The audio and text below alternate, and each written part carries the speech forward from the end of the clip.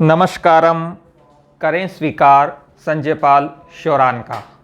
आप किसी भी परीक्षा की तैयारी कर रहे हैं, किसी भी प्रतियोगी परीक्षा की तैयारी कर रहे हैं, तैयारी की यात्रा और सफलता तक पहुंचने में एक बात जो बेहद महत्वपूर्ण है वो ये है कि आपने जो पढ़ा, आपने जो याद किया, वो परीक्षा कक्ष तक कितना याद आपको रहा, आप कितना भूल गए, आपको कितना याद है। ये कुछ महत्वपूर्ण टॉपिक हैं, ये कुछ महत्वपूर्ण आयाम हैं जिस पर हम बात करेंगे इस आज के छोटे से वीडियो में। शुरुआत करते हैं। रिवीजन का सही तरीका क्या है? कई बार विद्यार्थी टेलीग्राम ग्रुप पर और यूट्यूब वीडियो पर पूछते हैं कि सर रिवीजन का सही तरीका क्या है? हम पढ़ते हैं लेकिन भूल जाते हैं, भूलने की गति और दर कम किस प्रकार से हो? विस्मरण वक्र, फॉरगेटिंग कर्व, जर्मनी के मनोवैज्ञानिक हुए हैं हरमन एबिंगहॉस। उन्होंने बहुत महत्वपूर्ण एक कॉन्सेप्ट दिया फॉरगेटिंग कर्व का, उसे समझेंगे। और फॉरगेटिंग कर्व को समझने के बाद आप किस प्रकार से चीजों को रिवीजन करें जिससे भूलने की गति, विस्मरण, फॉरगेटिंग की गति कम हो, उसे हम देखेंगे। सबसे पहले हम देखते हैं एबिंगहॉस के फॉरगेटिंग कर्व को। यह है फॉरगेटिंग कर्व जो जर्मन मनोवैज्ञानिक एबिंगहॉस ने दिया। अब यहां रिटेंशन, इसका मतलब है आपको कितना याद रहा, किस ड्यूरेशन में। ये रिटेंशन के प्रतिशत हैं और ये टाइम ड्यूरेशन दी गई है। एबिंगहॉस का मानना था कि आप केवल 58% याद रख पाते हैं जब आप किसी तथ्य, अवधारणा को पहली बार पढ़ते हैं उसके बाद। इसका मतलब है यहां आप 42% भूल चुके हैं पहले 20 मिनट के बाद। जब 1 घंटे का समय बीत जाता है तो आपको 44% याद रहता है और आप 56% तक भूल जाते हैं केवल 60 मिनट के बाद। यह कहना है एबिंगहॉस का, जो फॉरगेटिंग कर्व हम देख रहे हैं। 9 घंटे के बाद में आप 36% ही याद रख पाते हैं। इसका मतलब है 64% आप भूल चुके हैं और 1 दिन के बाद आपको 1/3 याद रहता है, अर्थात 67% के आसपास आप भूल चुके होते हैं।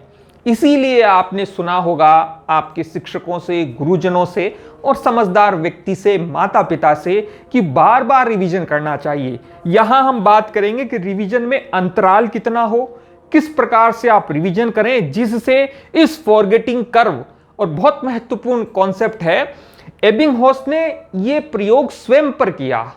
और कहते ना यूजलेस वर्ड, जिनका कोई अर्थ नहीं होता है, उन वर्ड को उन्होंने लिया और बार बार उन्होंने उसको देखा कि मेरे को वो वर्ड जो मैंने जीवन में पहले कभी नहीं सुना वो वर्तमान में मुझे कितना याद है, और फिर उन्होंने ये फॉरगेटिंग कर्व दिया खुद पर प्रयोग करके। बहुत महत्वपूर्ण है। 12वीं कक्षा की एनसीईआरटी के मनोविज्ञान में स्मृति एक टॉपिक है, अध्याय है, उसमें भी फॉरगेटिंग कर्व का उल्लेख आपको दिया गया है। और 31 दिन के बाद हम केवल लगभग 21% याद रखते हैं। इसका मतलब है 79% आप भूल चुके होते हैं। यदि आप रिवीजन नहीं करते हैं तो अब इसका मतलब है कि आपने जो मेहनत की उसका लगभग 80% गायब हो गया, उड़ गया है। अब हम अगले टॉपिक पर चलते हैं कि आप किसी टॉपिक का या किसी क्वेश्चन का रिवीजन कैसे करें। यह हमारी एक पुस्तक है राजस्थान जीके का चिराग, जिसमें लगभग 750 क्वेश्चन हैं और इन क्वेश्चनों को हमने इन स्रोतों से उठाया है जो हमारा राजस्थान या राजस्थान अध्ययन की कक्षा 6 से लेकर 10 तक पुस्तकें हैं। और इन सभी परीक्षाओं में, अन्य परीक्षाओं में जिसमें भी राजस्थान जीके है, उसके लिए पुस्तक काफी महत्वपूर्ण सिद्ध होने वाली है। अब हम देखते हैं कि किस प्रकार से आप रिवीजन करें। एक बात जो समझने वाली है वो ये, एबिंगहॉस ने यह भी बताया कि आप जो रिवीजन करें उस रिवीजन का अंतराल क्या हो। उनका कहना था कि पहली बार आप रिवीजन करें 1 आवर के बाद, दूसरी बार आप रिवीजन करें 1 डे, 1 दिन के बाद, तीसरी बार जो है आप रिवीजन करें 1 वीक के बाद, चौथी बार आप रिवीजन करें 1 मंथ अर्थात 1 माह के बाद, 5वीं बार आप रिवीजन करें 3 माह के बाद। उन्होंने इस प्रकार का भी कॉन्सेप्ट हमें ध्यान दिलाया कि आप कम से कम 5 बार रिवीजन कर लें 3 माह में। इसी को हम देख रहे हैं। जो सबसे पहले है, जैसे उन्होंने कहा कि आप पहले 20 मिनट में लगभग 42% भूल चुके होते हो, लगभग आधा, 1 घंटे में लगभग आप आधे से ज्यादा भूल चुके हो। इसका मतलब है आप कुछ भी पढ़ते हैं उसमें पहला 1 घंटा बहुत महत्वपूर्ण होता है। अब रिवीजन करने का एक तरीका जो मेरे समझ में बहुत गहराई से है वो ये कि जैसे मान लीजिए आपने ये क्वेश्चन पढ़ा, इस क्वेश्चन को पहली बार आपने पढ़ा, आप जब 302 नंबर का क्वेश्चन पढ़ना शुरू करें उससे पहले इस क्वेश्चन को एक बार पुनः पढ़ लें। ये पहला रिवीजन।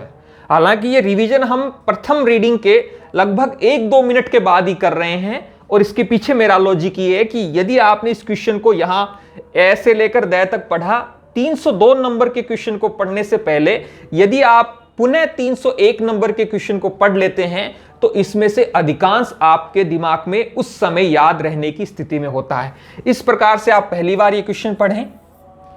प्रथम रिवीजन जो है वो 302 नंबर का क्वेश्चन पढ़ने से पहले पुनः 301 का पढ़ें, फिर आप 302 नंबर के क्वेश्चन को पढ़ें, फिर एक बार पढ़ने के बाद इसका पहला रिवीजन कर लें। 303 नंबर के क्वेश्चन को पढ़ने से पहले 302 को दोबारा पढ़ें। इस प्रकार से मान लीजिए आपने 304 नंबर का क्वेश्चन पढ़ लिया। अब 304 नंबर का क्वेश्चन पहली बार पढ़ा, दूसरी बार जब आप 305 नंबर का क्वेश्चन पढ़ें, उसी से पहले आप पुनः 304 नंबर का क्वेश्चन पढ़ लें।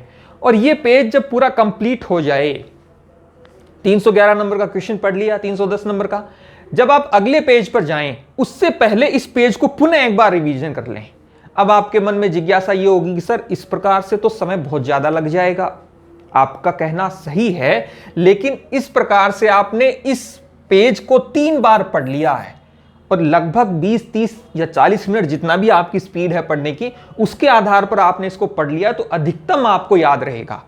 कल जब आप पुनः इस किताब को पढ़ने लगें तो इस पेज को पुनः एक बार रिवीजन करें। यह है 1 डे वाला जो रिवीजन, और बकायदा तारीख लगाएं इस पेज के लास्ट में या कहीं पर कि आपने इसका रिवीजन पहली बार जो पहले डे के बाद में कर लिया।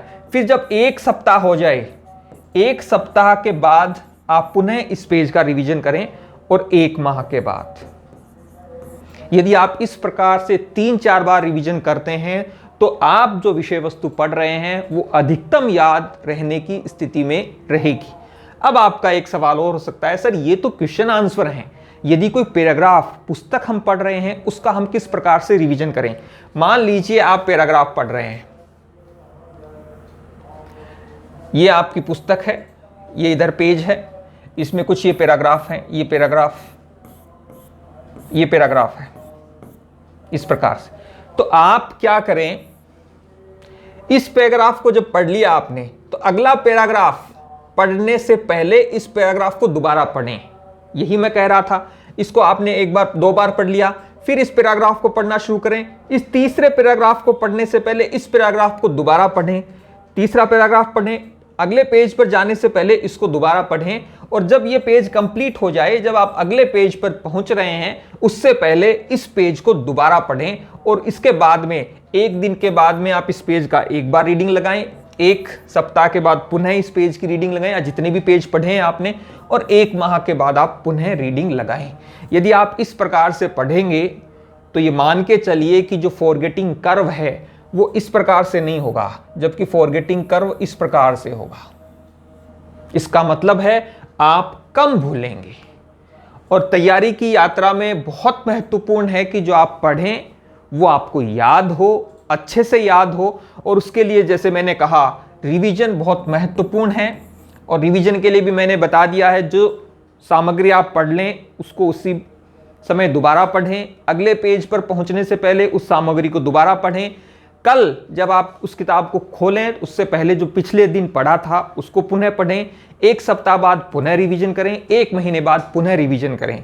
आपके मुझे लगता है कमेंट बॉक्स में अधिकांश कमेंट यही होंगे कि सर इससे बहुत समय लगेगा, मैं पुनः कह रहा हूं, मैं आपकी इस बात का समर्थन करता हूं कि समय लगेगा, लेकिन आप जो पढ़ेंगे वो आपके स्थायी होगा। एग्जाम हॉल तक आपके मन मस्तिष्क में वो सामग्री रहेगी। आप यदि तेजी से पढ़ते जाएंगे तो आगे बढ़ो, पीछे भूलो के आधार पर आप तैयारी करेंगे। आप 10 घंटे तैयारी कर रहे हैं, लेकिन सही अर्थों में आपके याद 2 घंटे जो आप चीज पढ़ रहे हैं उतनी ही याद हो रही है।